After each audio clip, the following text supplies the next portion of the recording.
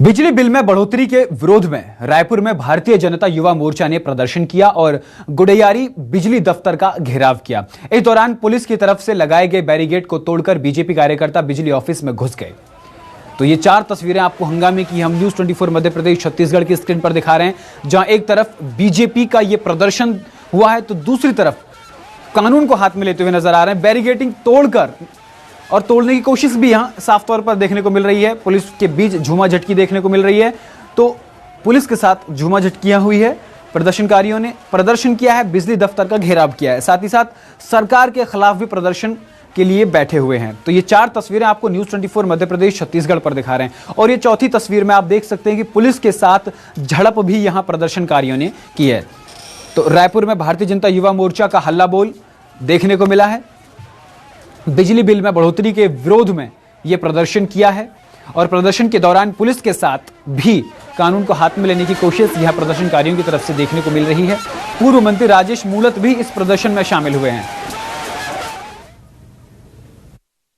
कि सरकार बनेगी तो सबका बिजली बिल हाफ किया जाएगा। पहले 400 यूनिट के नाम पर लोगों को बेवकूफ बनाना, उतना छूट भी नहीं मिलना, बिजली कटौती प्रारंभ हो गई।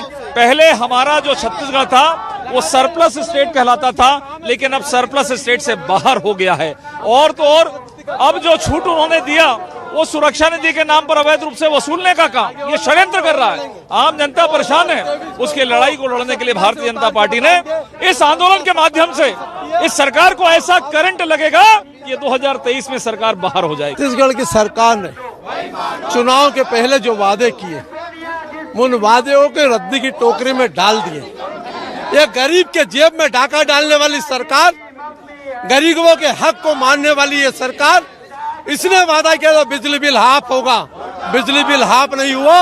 वो गरीब परिवार 200, 500, 1000 रुपए का जिसका बिल आता था, आज 4000, 5000, 8000 रुपए का बिल आ रहा है। इस सरकार को चेतावनी के रूप में ये भाजपा के कार्यकर्ता और भाजपा मिलकर के जनता के साथ में ये प्रदर्शन कर रही है। तो रायपुर में महंगी बिजली और बिजली की कटौती को लेकर बीजेपी का विरोध प्रदर्शन लगातार हो रहा है। तो वहीं नेता प्रतिपक्ष नारायण चंदेल का बयान सामने आया है।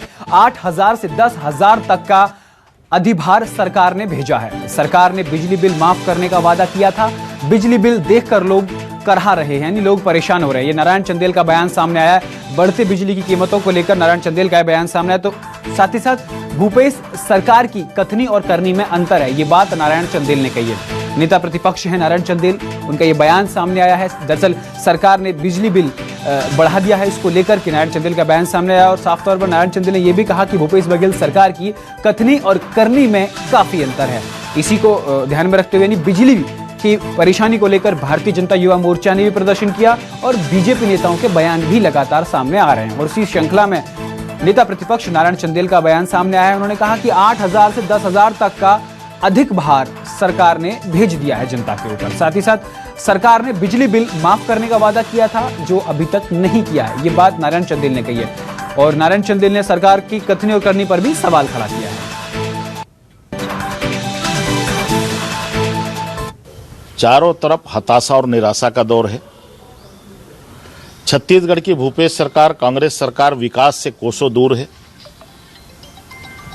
विकास की किरण दूरबीन से भी छत्तीसगढ़ के गांव में दिखाई नहीं देती। लेकिन उसके बाद भी अगर ये छत्तीसगढ़ की सरकार गौरव दिवस मना रही है तो ईश्वर से मैं प्रार्थना करता हूं कि इनको सद्बुद्धि दे।